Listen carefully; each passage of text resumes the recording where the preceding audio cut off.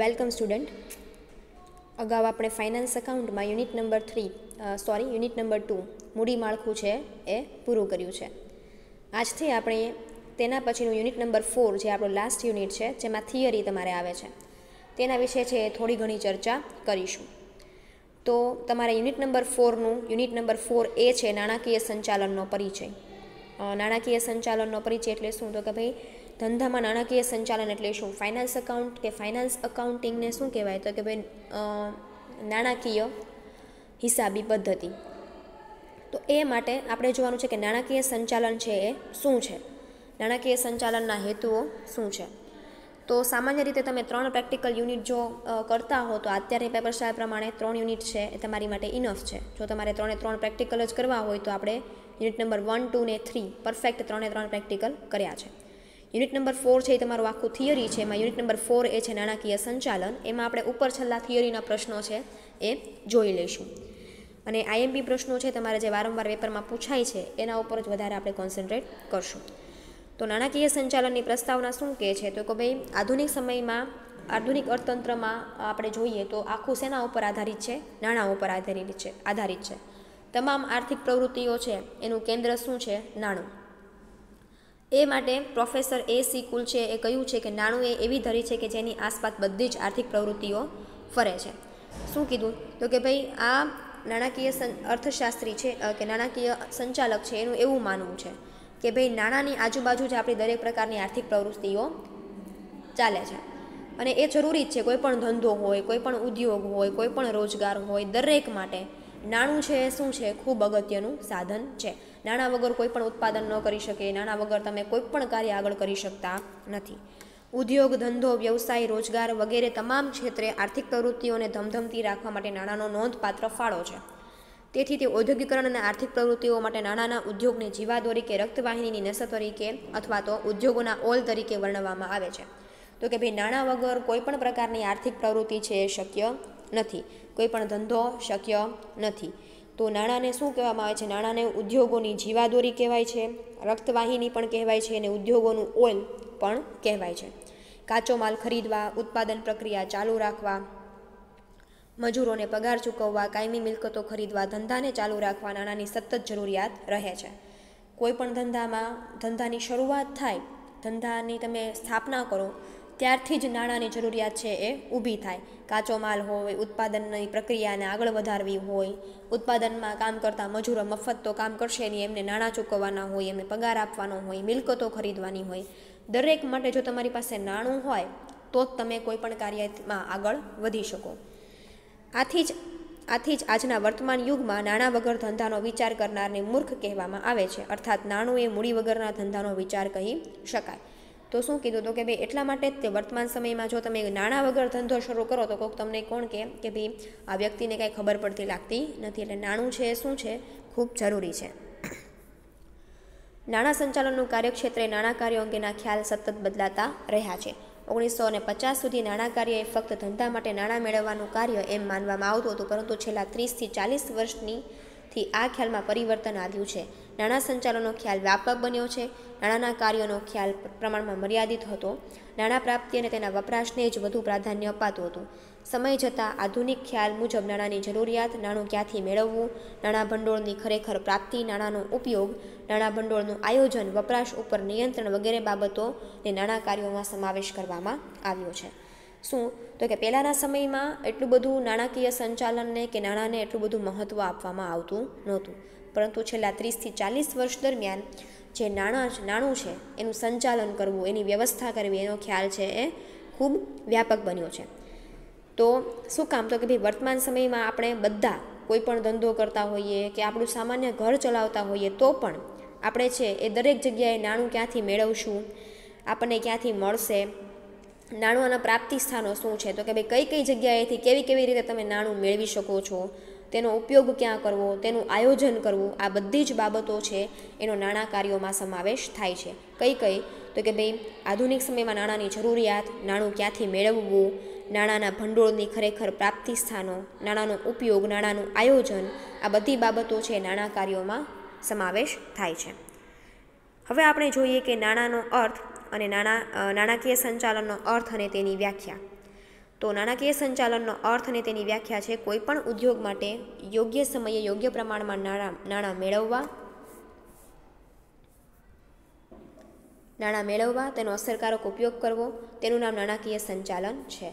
શું છે? ધંધામાં તમે કઈ જગ્યાએથી યોગ્ય સમયે યોગ્ય જગ્યાએથી નાણાં મેળવવા અને તેનો યોગ્ય જગ્યાએ ઉપયોગ કરવો, તેને સામાન્ય અર્થમાં નાણાકીય સંચાલન તરીકે ઓળખવામાં આવે છે. નાણાંની પ્રાપ્તિ, તેના ઉપયોગ બંને બાબતોનું નાણાકીય સંચાલનમાં અતિ મહત્વનું સ્થાન છે. ઉપરાંત શું છે? તો કે નાણાં મેળવવા, તો કે નાણાં ક્યાંથી મળશે, તેનો ઉપયોગ ક્યાં થશે, એ નાણાકીય સંચાલન માટે મહત્વનું છે.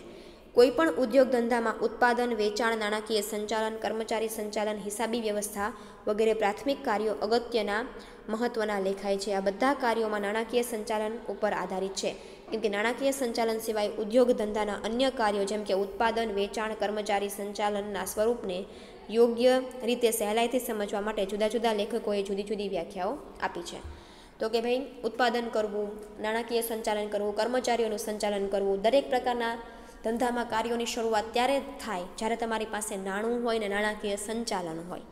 તો ધંધામાં કોઈ પણ જગ્યાએ તમારે શરૂઆતથી લઈને ધંધાનું ઉત્પાદન કરવું છે, વેચાણ કરવું છે, કર્મચારીઓનું સંચાલન કરવું છે, ગમે એ જગ્યાએ તમે જોવા જાઓ તો એ બધા માટે નાણાકીય સંચાલન છે એ ખૂબ જરૂરી છે. એટલા માટે અલગ અલગ વ્યક્તિઓએ, અલગ અલગ લેખકોએ તેની અલગ અલગ વ્યાખ્યાઓ આપી છે. પહેલી વ્યાખ્યા છે પ્રોફેસર F.W. પાઇશ ના મતે નાણાકીય સંચાલન એટલે શું? નાણાંના ઉપયોગ પર આધારિત આધુનિક અર્થતંત્રમાં નાણાકીય સંચાલન એટલે જ્યારે નાણાંની જરૂર પડે ત્યારે નાણાં મળી રહે તેવી જોગવાઈ ઊભી કરવી.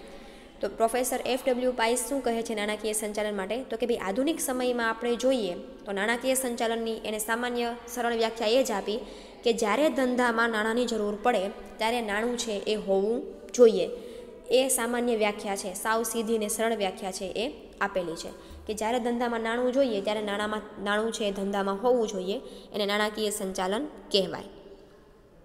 પછીની વ્યાખ્યા છે પ્રોફેસર નાણાકીય સંચાલન માટે પ્રોફેસર એમ કિમ્બલ જણાવે છે કે નાણું મેળવવા, તેનો યોગ્ય ઉપયોગ કરવો તેમજ તેની યોગ્ય વહેંચણી કરવી એટલે નાણાકીય સંચાલન. તો કે ધંધામાં તમે કઈ જગ્યાએથી નાણું મેળવશો, તેનો ક્યાં કેવી રીતે ઉપયોગ કરશો અને તેની ક્યાં કેવી રીતે વહેંચણી કરશો, એનું આખું એક સંચાલન કરવું, એની આખી એક વહેંચણી કરવી એટલે એને શું કહેવાય? નાણાકીય સંચાલન કહેવાય. કોના મતે? પ્રોફેસર કિમ્બાલના મતે કે ભાઈ નાણું ક્યાંથી મેળવવું, ક્યાં તેનો ઉપયોગ કરવો, કઈ જગ્યાએ તેની વહેંચણી કરવી, એની સરળ પ્રક્રિયા એટલે શું કહેવાય? નાણાકીય સંચાલન. પ્રોફેસર કિમ્બાલ નાણાકીય સંચાલનને બહુ વિશાળ અર્થમાં સમજાવે છે. નાણાંની પ્રાપ્તિ, તેનો ઉપયોગ, વહેંચણીનો સમાવેશ પણ નાણાકીય સંચાલનમાં થાય છે. એમ જ કહે છે કે ભાઈ તમે ધંધામાં નાણું ક્યાંથી લાવશો, તેનો ક્યાં ઉપયોગ કરશો, નાણાંની કયા કયા કાર્યોમાં વહેંચણી કરો છો, એની આખી પ્રક્રિયા એટલે એને શું કહેવાય? નાણાકીય સંચાલન કહેવાય. પછીની વ્યાખ્યા છે પ્રોફેસર કાર્લ એ ડોટનના મતે નાણાકીય સંચાલનની વ્યાખ્યા છે કે ધંધામાં નાણાંનું રોકાણ કરવા માટે, તેનો ઉપયોગ કરવા માટે તેના આયોજન અને નિયંત્રણ સંબંધી નીતિ અને રીતિ તેમજ પ્રશ્નો અને અભ્યાસનો સમાવેશ નાણાકીય સંચાલનમાં થાય છે. તો પ્રોફેસર કાર્લ એ ડોટનના મતે એવું કહેવું છે કે ધંધામાં નાણાં છે એનું રોકાણ કરવું, રોકાણ કર્યા પછી તમે ધંધામાં નાણાંનો ક્યાં ઉપયોગ કરશો તે માટે એક ચોક્કસ આયોજન કરવું. એટલે કે તમારી પાસે ભંડોળ હોય, તમારી પાસે 1 લાખ રૂપિયાનું નાણું છે ધંધામાં, તો એ 1 લાખ રૂપિયાનો ઉપયોગ તમે કઈ જગ્યાએ કરશો એનું તમારે આયોજન કરવું જોઈએ. અને તેના ઉપર નિયંત્રણ, નાણાંના ઉપયોગ ઉપર નિયંત્રણ, નાણાંના સંચાલન ઉપર નિયંત્રણ રાખવાની એક આખી રીત એટલે એને શું કહેવાય છે? નાણાકીય સંચાલન કહેવાય છે. તો આ 3 સરળ વ્યાખ્યા છે નાણાકીય સંચાલનની. તેના પછીનો પ્રશ્ન છે નાણાકીય સંચાલનના હેતુઓ. તો નાણાકીય સંચાલનના હેતુઓ શું છે? તો કે ભાઈ વર્તમાન સમયમાં નાણાકીય સંચાલનના તમે હેતુઓ કયો કે નાણાકીય સંચાલનના મુખ્ય 2 અભિગમ કયો. આન્સર છે એ શું આવશે? એક સરખો જ આવશે. નાણાકીય સંચાલનના તમે અભિગમ કયો કે નાણાકીય સંચાલનના મુખ્ય હેતુ કયો, એનો આન્સર છે શું આવશે? એઝ ઇટ ઇઝ, સેમ જ આવશે. તો વર્તમાન સમયમાં નાણાકીય સંચાલનની અસરકારકતા વધુમાં વધુ નફો પ્રાપ્ત કરવા ઈચ્છે છે. કોઈપણ ધંધાકીય એકમનો મુખ્ય હેતુ શું હોય? નાણાકીય સંચાલન દ્વારા વધુમાં વધુ નફો મેળવવો. આધુનિક વિશાળ કંપની સ્વરૂપમાં વધુમાં વધુ નફાકારકતા દ્વારા મહત્તમ ડિવિડન્ડ આપી ઇક્વિટી શેર હોલ્ડરો પ્રત્યેની જવાબદારી નિભાવવાનું કાર્ય નાણાકીય સંચાલન દ્વારા કરે છે. તો આધુનિક સમયમાં શું હોય તો કે ભાઈ ધંધામાં વધુમાં વધુ નફો થાય તો એ ઇક્વિટી શેર હોલ્ડરોને એમની જવાબદારી પ્રમાણે ડિવિડન્ડ ચૂકવી શકે. એ જ હેતુ અત્યારે આધુનિક સમયમાં કોઈપણ ધંધાકીય એકમનો નાણાકીય સંચાલન માટેનો હોય છે. તો નાણાકીય સંચાલન નાણાં કાર્યના હેતુ સંદર્ભે પ્રત્યેક કંપની 3 નિર્ણયોની જવાબદારી નિભાવે છે. 1. નાણાંનું રોકાણ ક્યાં અને કેટલું કરવું, ડિવિડન્ડ કેટલું વહેંચવું અને ભંડોળ ક્યાંથી ઊભું કરવું અને કેટલું ઊભું કરવું. તો કે ભાઈ ધંધામાં જે નાણાં કાર્યો છે કે નાણાંનું મુખ્ય કાર્ય શું છે તો કે તમે રોકાણો ક્યાં કરશો, નાણાંનું તમારી પાસે જેટલા પૈસા હોય ક્યાં અને કેટલા પ્રમાણમાં એનું રોકાણ કરો કે જેથી તમને વધારે ફાયદો થાય. ડિવિડન્ડ ચૂકવવું, કેટલું આપવું ડિવિડન્ડ, અને ભંડોળ ક્યાંથી અને કેવી રીતે ઊભું કરવું. હવે આપણે જોઈએ કે નાણાકીય સંચાલનના મુખ્ય હેતુઓ. નાણાકીય સંચાલનના મુખ્ય 2 હેતુ છે નફાનું મહત્તમીકરણ અને સંપત્તિનું મહત્તમીકરણ. આ 2 છે એ તમારા નાણાકીય સંચાલનના મુખ્ય હેતુ કયો કે નાણાકીય સંચાલનના મુખ્ય અભિગમ કયો.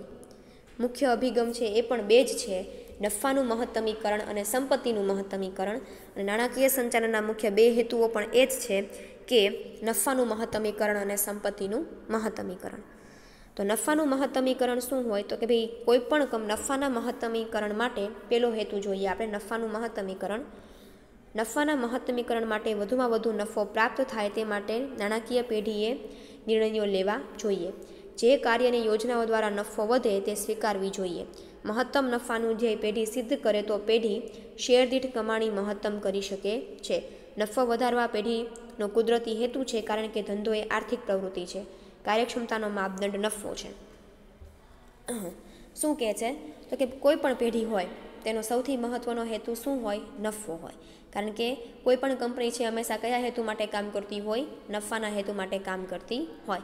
અને જો કંપનીનો નફો વધે તો કંપનીની શેર દીઠ કમાણી પણ શું થાય, વધે. કારણ કે શેર હોલ્ડરોને એ ડિવિડન્ડ ચૂકવી શકે એટલા માટે શેર હોલ્ડરો વધુને વધુ એ કંપનીમાં રોકાણ કરશે. તો નફો વધારવો એ કોઈપણ પેઢીનો કુદરતી રીતે એક હેતુ હોય છે.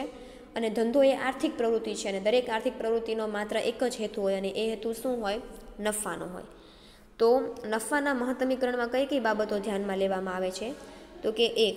ધંધાકીય ઉપયોગિતા નફાના માપદંડ ઉપર જ મૂલવાય છે, તેથી નફાની મહત્તમીકરણનો ખ્યાલ ન્યાયી છે. કોઈ પણ ધંધો છે એ તમારો ધંધો છે એ સફળ ક્યારે ગણાય તો કે જ્યારે તમે નફો કરતા હો.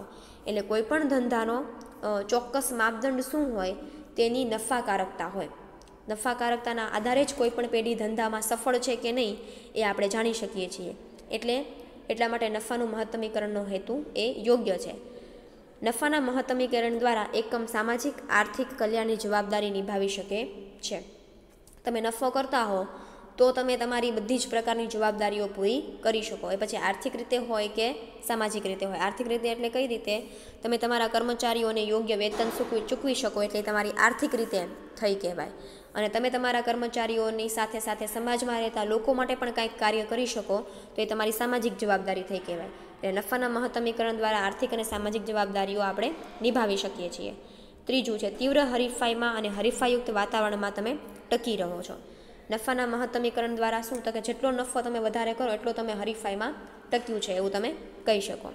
તો કે જો હરીફાઈમાં ટકવું હોય વર્તમાન સમયમાં અત્યારે આપણે બધા જોઈએ છીએ દરેક જગ્યાએ હરીફાઈનું ખૂબ પ્રમાણ છે. તો હરીફાઈના પ્રમાણમાં ટકવું હોય તો તમારી પાસે નફાકારકતા હોવી જોઈએ.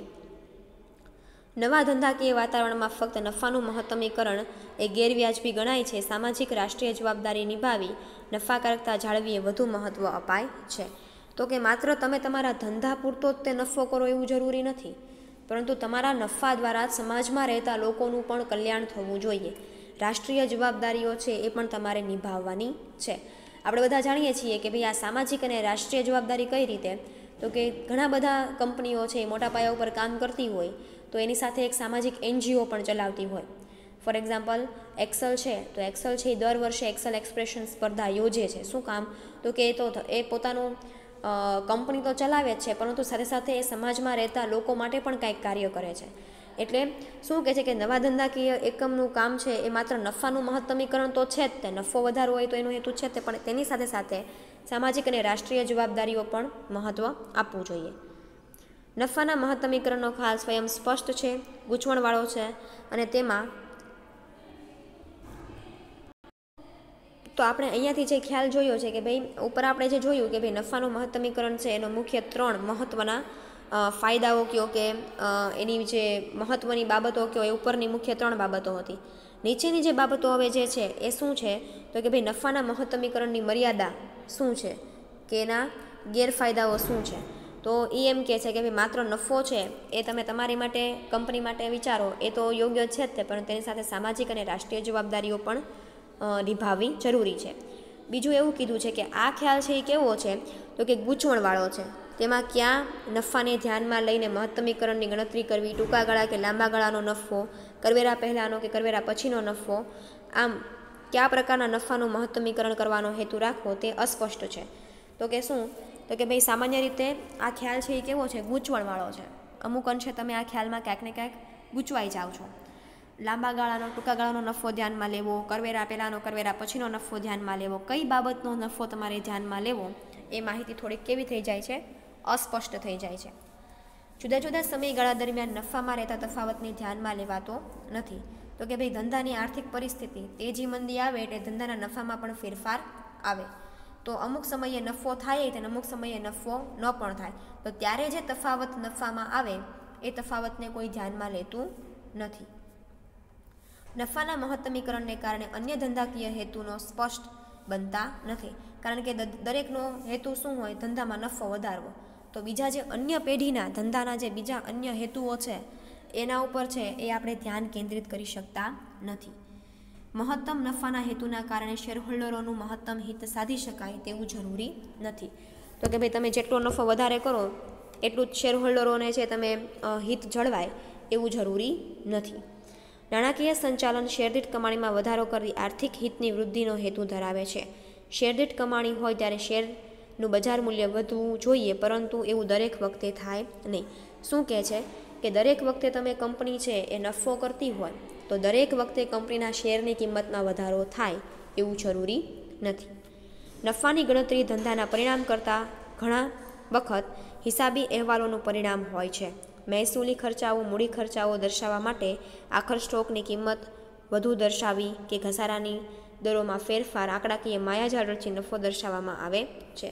ઘણી વખત એવું થાય કે તમારા હિસાબી અહેવાલોની ભૂલના કારણે પણ નફાનું જે યોગ્ય ગણતરી થવી જોઈએ એ થતી નથી. તો પહેલો હેતુ કે અભિગમ કયો તો એ પહેલો અભિગમ કે હેતુ હતું નફાનું મહત્તમીકરણ. હવે પછીનું છે સંપત્તિનું મહત્તમીકરણ. સંપત્તિનું મહત્તમીકરણ એટલે શું? તો કે સંપત્તિનું મહત્તમીકરણ એટલે એકમનું ચોક્કસ વર્તમાન મૂલ્ય એકમની વર્તમાન સંપત્તિના સંદર્ભમાં એકમનું મૂલ્ય ધરાવે છે. મિલકત મહત્તમ બને તે રીતે ભંડોળના રોકાણો અને નાણાકીય બાબતો અંગે નિર્ણય લેવા જોઈએ. આ નિર્ણય એકમની સંપત્તિની વૃદ્ધિ કરનાર હોવો જોઈએ. શું કહે છે? સંપત્તિનું મહત્તમીકરણ એટલે કે તમારી પેઢીનું જે મૂલ્ય છે, ચોખ્ખું મૂલ્ય છે, ચોખ્ખું વર્તમાન મૂલ્ય છે એને સંપત્તિનું મહત્તમીકરણ કહેવાય. ઉપરાંત તમારી મિલકતોનું એવી જગ્યાએ તમારે રોકાણ કરવું જોઈએ કે જેમાંથી તમારી સંપત્તિનો દર વર્ષે વધારો થાય. તમારા એકમની સંપત્તિ હોય એની દર વર્ષે વૃદ્ધિ થાય. એટલે ભંડોળનું એવી જગ્યાએ રોકાણ કરવું કે જેના દ્વારા એવા નાણાકીય નિર્ણયો લેવા અથવા તો ભંડોળનું એવી જગ્યાએ રોકાણ કરવું કે જેના દ્વારા એકમની સંપત્તિનો દર વર્ષે વૃદ્ધિ થાય. જો નાણાકીય નિર્ણયો વર્તમાન સંપત્તિનું મૂલ્ય વધારતા ન હોય તો તે સ્વીકારવા જોઈએ નહીં. જો તમે કોઈ પણ જગ્યાએ રોકાણ કરો ને તેમાં તમને ચોખ્ખો તમારી સંપત્તિમાં વધારો ન થતો હોય તો એવી જગ્યાએ તમારે રોકાણ કરવું જોઈએ નહીં. એવા નાણાકીય નિર્ણયો લેવા જોઈએ નહીં. સંપત્તિનું મહત્તમીકરણનો હેતુ દ્વારા માલિકને મહત્તમ આર્થિક કલ્યાણનો હેતુ પણ સહજ રીતે સિદ્ધ થવો જોઈએ. કંપનીની ચોખ્ખી સંપત્તિમાં વધારો થાય એટલે કે શેર બજારની કિંમત ઊંચી જાય એટલે માલિકના મહત્તમ આર્થિક હેતુઓ સિદ્ધ થાય. એટલે કે સંપત્તિનું મહત્તમીકરણ એટલે એવો હેતુ કહે છે કે તમારા નાણાકીય નિર્ણયો કે તમારા રોકાણોના નિર્ણયો એવા હોવા જોઈએ કે જે તમારી સંપત્તિમાં વધારો કરે. એને સંપત્તિનું મહત્તમીકરણ કહેવાય. જો કોઈ પણ જગ્યાએ તમારું સંપત્તિનું મહત્તમીકરણનો હેતુ સિદ્ધ થતો ન હોય તો તમારે છે એવી જગ્યાએ રોકાણ કરવું જોઈએ નહીં. એટલે સંપત્તિનું મહત્તમીકરણ એ જ કહેવા માગે છે કે નફો તો તમારો વધવો જ જોઈએ, તેની સાથે સાથે તમારી સંપત્તિ છે એમાં પણ દર વર્ષે વધારો થવો જોઈએ. પછી શું કહે છે તો કે ભાઈ સંપત્તિના મહત્તમીકરણના શું કહે છે કે સંપત્તિના મહત્તમીકરણની યોગ્યતા સાબિત કરતા કારણો નીચે મુજબના છે. પહેલું, રોકડ પ્રવાહનું વર્તમાન મૂલ્ય અને સમયનું મૂલ્ય બંને ધ્યાનમાં લેવાય છે. તો કે ધંધામાં વર્તમાન સમયમાં તમારી પાસે હાથ પર રોકડ કેટલું છે, વર્તમાન સમયમાં રોકડનું વર્તમાન મૂલ્ય કેટલું છે અને સંપત્તિનું મૂલ્ય સમયનું મૂલ્ય કેટલું છે એ બાબતોને ખાસ ધ્યાનમાં લેવામાં આવે છે.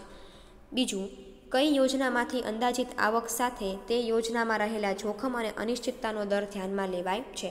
તમે જે કોઈ પણ રોકાણોની યોજના પસંદ કરો, જે કોઈ પણ જગ્યાએ રોકાણ કરો છો, ત્યાં રોકાણોમાં કેટલું જોખમ છે, કેટલી અનિશ્ચિતતા છે, ક્યારે તમને કેટલું વળતર મળે એને પણ ધ્યાનમાં લેવામાં આવે છે. એટલે કે સંપત્તિનું ચોખ્ખું વર્તમાન મૂલ્ય શોધતી વખતે નિશ્ચિતતા અને જોખમનું પ્રમાણ વધુ હોય તો વટાવ ઊંચો રાખવામાં આવે છે. એટલે શું તો કે ભાઈ બને ત્યાં સુધી ધંધામાં તમે જ્યાં રોકાણ કરો છો ત્યાં તમારું જોખમ કેવું છે, કેટલું અનિશ્ચિત છે, કેટલું નિશ્ચિત છે એ બાબતને ધ્યાનમાં લેવી જોઈએ. ત્રીજું, નફાના મહત્તમીકરણ દ્વારા શેરદીઠ કમાણી વધારવામાં આવે તેવો નિર્ણય લેવામાં આવે છે, જેથી શેરબજારનું મૂલ્ય 100% વધશે તેમ કહી શકાય નહીં. જ્યારે સંપત્તિના મહત્તમીકરણના હેતુ દ્વારા એકમની મિલકતો ક્રમશઃ વધતા શેરબજારના મૂલ્ય વધવાનું જ છે, જે માલિકોનું હિત જાળવવા માટે ઉપરાંત એકમ સાથે સંબંધિત અન્ય પક્ષકારોનું હિત પણ જળવાય છે. નફાના મહત્તમીકરણમાં શું હતું તો કે ભાઈ નફો જેટલો વધે એટલું શેરનું મૂલ્ય વધે, પરંતુ સંપત્તિમાં શું હોય તો કે સંપત્તિનું મહત્તમીકરણ તમે કરો, સંપત્તિમાં દર વર્ષે તમે એવી જગ્યાએ તમારું રોકાણ કરો કે જ્યાં તમારી સંપત્તિ દર વર્ષે વધે, તો ત્યારે હંમેશા શેરબજારનું મૂલ્ય છે, શેરબજારમાં તમારી કંપનીના શેરનું મૂલ્ય છે એ હંમેશા વધવાનું જ છે. એટલે ઓવરઓલ જોવા જઈએ તો સંપત્તિનું મહત્તમીકરણ છે નફાના મહત્તમીકરણ કરતાં વધુ ફાયદાકારક છે. પછી શું છે કે સંપત્તિનું મહત્તમીકરણ માલિકના આર્થિક કલ્યાણના મહત્તમીકરણ સાથે સુમેળ ધરાવે છે. તદુપરાંત સામાજિક જવાબદારીઓ સાથે પણ સુસંગત છે, કારણ કે સંપત્તિના મહત્તમીકરણના કારણે કર્મચારીઓ, લેણદારો અને સમાજમાં રહેતા વગેરે લોકોનું આર્થિક હિતમાં વધારો થાય છે. તો સંપત્તિનું મહત્તમીકરણ છે એક રીતે સામાજિક અને આર્થિક જવાબદારીઓ પણ વ્યવસ્થિત રીતે પૂરી કરે છે. તો નાણાકીય સંચાલનના મુખ્ય બે હેતુઓ આપણે જોયા, એક નફાનું મહત્તમીકરણ અને સંપત્તિનું મહત્તમીકરણ. અભિગમ પૂછાય તો પણ બે જ અભિગમ છે, સંપત્તિનું મહત્તમીકરણ અને નફાનું મહત્તમીકરણ. તેના પછીનું છે નાણાંના કાર્યો. નાણાંના કાર્યો છે એ કયા કયા છે તો કે નાણાંના મુખ્ય કાર્યો છે એ 10 છે. પેલું, નાણાકીય જરૂરિયાતનો અંદાજ અને આયોજન. તો કે ભાઈ નાણાંના કાર્યોનું પહેલું કાર્ય છે નાણાકીય જરૂરિયાતનો અંદાજ અને આયોજન. તમારા ધંધામાં તમારે નાણાંની કેટલી જરૂરિયાત છે, તમે એટલી જરૂરિયાત છે તો કેટલા પ્રમાણમાં કઈ જગ્યાએથી નાણું મેળવશો, એ બધી માહિતી છે, એ બધા વિકલ્પો છે એ પસંદ કરવા માટે નાણાકીય સંચાલનનું કાર્ય છે એ જરૂરી છે. નાણાકીય અંદાજનો ખ્યાલ, વર્તમાન સમયમાં તમારી પાસે કેટલું નાણું છે અને ભવિષ્યમાં તમારે કેટલા પ્રમાણમાં નાણાંની જરૂરિયાત પડશે એ માટે તમારે આયોજન કરવું જરૂરી છે. એ પછી કેવા પ્રકારની તો કે ભાઈ મિલકતોની ખરીદી માટે હોય નાણું જરૂરી, મિલકતો કે માલની ખરીદી, પ્રાથમિક કરારો, એ બધી માહિતી, સોલિસિટરની ફી, એ દરેક પ્રકારના સ્થાપના ખર્ચ, એ બધા માટે છે તમારે શું હોય નાણાંની જરૂરિયાત પડે. તો ભવિષ્યમાં તમારે નાણાંની જરૂરિયાત કેટલી છે તેનો અંદાજ અને આયોજનનું કાર્ય છે એ નાણાં કાર્યનું પહેલું કાર્ય છે. બીજું, નાણાંની પ્રાપ્તિ. તમારી પાસે જે નાણું તમારે જરૂરી છે, જરૂરી નાણાંની પ્રાપ્તિ સ્થાન જરૂરી સમયે, જરૂરી સમય માટે જરૂરી નાણાં ઓછામાં ઓછા ખર્ચે મળે એ નાણાકીય સંચાલનની કાર્યક્ષમતાની કસોટી છે. એટલે કે તમારે કઈ જગ્યાએથી તમારે નાણું મેળવવું છે, નાણાંનું પ્રાપ્તિ સ્થાન કયું હશે, ઓછામાં ઓછા ખર્ચે તમને નાણાંની પ્રાપ્તિ થાય એ પણ નાણાંનું કાર્ય છે. ત્રીજું, નાણાં મેળવવાની કાર્યવાહી. તો કે ભાઈ તમે જો બેંક દ્વારા લોન મેળવતા હો તો એ રીતે શું કહે છે નાણાંની મેળવવાની કાર્યવાહી, તો કે ઉપરોક્ત નાણાં પ્રાપ્તિના નાણાં ક્યાંથી મેળવવાના છે તે નક્કી કર્યા બાદ નાણાં મેળવવા માટેની કાર્યવાહી હાથ ધરવી જોઈએ. જો બેંક કે રાજ્યકક્ષા કે આંતરરાષ્ટ્રીય નાણાં સંસ્થા પાસેથી નાણાં મેળવવાના હોય તો તેની સાથે વાટાઘાટો યોજવા જોઈએ. તમારે કઈ જગ્યાએથી નાણાં મેળવવા છે તેની સાથે તમારે યોગ્ય કરાર છે એ કરવા જોઈએ. વાટાઘાટોમાં કેટલી રકમ, કયા દરે, કેટલા સમય માટે રકમ પરત કરવાની મુદ્દત, વ્યાજનો દર, ચૂકવણી હપ્તા, આ વગેરેનો નિર્ણય છે એ જોવામાં આવે છે. તમારે જો રાજ્ય સરકાર પાસેથી લોન લેવાની હોય, રાષ્ટ્રીય કે આંતરરાષ્ટ્રીય સંસ્થા પાસેથી લોન લેવાની હોય તો કેટલા દરે તમે લોન લેવાના છો, કેટલી રકમની લોન લેવાના છો, કેટલા સમયમાં તમારે લોન પૂરી કરવાની છે, હપ્તા કેટલા ચૂકવવાના છે, એ બધી કાર્યવાહી છે એ કરવી જરૂરી છે. નાણાંનો અસરકારક અને કાર્યક્ષમ ઉપયોગ બને એટલો જ એ નાણાંનો ઉપયોગ ઉપર છે એ તમારે શું રાખવો જોઈએ? અંકુશ રાખવો જોઈએ. જે જગ્યાએ નાણાંનો તમે ઉપયોગ કરતા હો એની નોંધ કરવી જોઈએ. બજેટમાં તમે જે જગ્યાએ નાણાં ફાળવ્યા હોય એ જગ્યાએ એ રીતે નાણાં વપરાય છે કે નહીં, એટલે કે નાણાંની કાર્યક્ષમતા ને તેનો અસરકારક ઉપયોગ થાય છે કે નહીં એ જોવું જોઈએ. નાણાકીય નીતિ ઘડતર. વર્ષ દરમિયાન તમે જે કાંઈ પણ ઉત્પાદન કરો છો, ખરીદી કરો છો, વેચાણ કરો છો, એના હિસાબો રાખવા જોઈએ. એના ઉપર અંકુશ છે એ રાખવો જોઈએ, જેથી એક પ્રકારે નીતિ અનુસાર પૈસા જો નાણાંનું સંચાલન છે જો એ નીતિ અનુસાર થાય તો એ વધારે ઉપયોગી બને. આવકની વહેંચણી. ધંધામાં તમને જે કાંઈ પણ નફો કે આવક થાય છે એની પણ યોગ્ય જગ્યાએ વહેંચણી કરવી જોઈએ. એટલે કે નફાની વહેંચણી કરતાં અગાઉ ક્યાં કેટલી રકમની જોગવાઈ કરવી તે જાણી લેવું જોઈએ. કાલખાત અનામત કેટલી રાખવી, ઘસારાની જોગવાઈ કેટલી રાખવી, ચોખ્ખો નફો કેટલો થાય, અનામતની રકમ કેટલી રાખવી, કેટલી રકમમાં ધંધાનું પુનઃ રોકાણ કરવું, ડિવિડન્ડ કેટલી શેરહોલ્ડરોને વહેંચવી, આ બધા પ્રકારના આવકની વહેંચણીના નિર્ણયો છે એ લેવામાં આવે છે. નફાના પુનઃ રોકાણની નીતિ. તમારે ધંધામાં જો નફો વધુ થતો હોય, અનામતને એવું બધું અનામત રાખ્યા પછી ડિવિડન્ડ શેરહોલ્ડરોને ચૂકવ્યા પછી પણ જો તમારી પાસે નાણું વધતું હોય તો તમારે હંમેશા નાણાંનું પુનઃ રોકાણ પણ એવી જગ્યાએ, સારી એવી જગ્યાએ કરવું જોઈએ કે જે તમને ભવિષ્યમાં સારું એવું એનું રોકાણ કે એનું વળતર મળે. ધંધાની અસ્કયામતોમાં નાણાં રોકાણની નીતિ. એટલે કે ભવિષ્ય માટે ધંધાની જે મિલકતો છે એમાં પણ તમે રોકાણ કરી શકો છો. શું કહે છે કે અસ્કયામતોમાં કેટલું રોકાણ કરવું એ નક્કી કરવું જરૂરી છે. જેમ કે માલ ઉત્પાદન માટે ઔદ્યોગિક શેડ, યંત્ર સામગ્રી, હથિયાર, ઓજારો, ફર્નિચર, કાચો માલ વગેરેમાં કેટલું રોકાણ કરવું અને એ અંગેની રોકાણ નીતિ ઘડવી. અને નીતિ ઘડતી વખતે અસ્કયામતોમાં થનારા લાભ, ખર્ચ, ઘસારો, નવી અદ્યતન ટેકનોલોજીના યંત્રો, ચાલુ યંત્રો નકામા થઈ જવા, આ બધી માહિતી છે એનો વિચાર કરવો જોઈએ. ભવિષ્યમાં તમારે કાચો માલ પાછળ કેટલા નાણાં જોવે, તમારે મિલકતો, હથિયારો, ફર્નિચર ને બધું ખરીદવાનું હોય તો એના માટેની એક ચોક્કસ નીતિ ઘડીને નાણાંનું સંચાલન કરવું જોઈએ. રોકડ પ્રવાહનું નિયમન. 9મો છે કે તમારા ધંધામાં તમે કઈ જગ્યાએથી રકમ લાવશો, કયા રકમનો ઉપયોગ કરશો, એ બધી માહિતી છે એનું નિયમન કરવું જોઈએ. અને વહીવટીય નાણાં કાર્ય. વહીવટીય નાણાં કાર્ય એટલે શું? તો કે ભાઈ નાણાકીય સંચાલન નીતિ ઘડી તે આધારે નાણાં કાર્યો અંગે નિર્ણયો લેવામાં આવે છે. અમલીકરણ વહીવટીય કાર્ય દ્વારા થાય છે. જેમ કે સંચાલકીય કાર્યક્રમના નાણાં પ્રાપ્તિના સ્થાનો નિર્ણય કર્યા બાદ નાણાં મેળવવાની કાર્યવાહી કરવી નાણાં કાર્યો કહેવાય છે. તમારે જો કોઈ પણ જગ્યાએ ચૂકવણી કરવાની હોય, આવક જાવકના હિસાબો હોય, એ પત્રકો તૈયાર કરવા જોઈએ અને એનો વહીવટ છે એ સંભાળવો જોઈએ.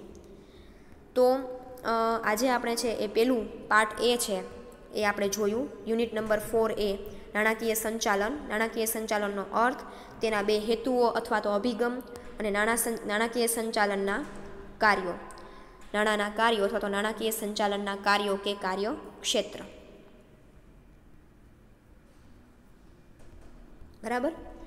તો અહીંયા છે યુનિટ 4A એ પૂરું થાય છે. થિયરી છે એટલે તમારે ખાલી પોઈન્ટ્સ જ યાદ રાખવાના છે, ડિટેલિંગ બહુ યાદ રાખવાનું નથી. તો યુનિટ 4A અહીંયા પૂરું થાય છે નાણાકીય સંચાલનનું. નેક્સ્ટ લેક્ચરમાં આપણે 4B કાર્યશીલ મૂડી સંચાલન છે એ જોઈશું. Thank you.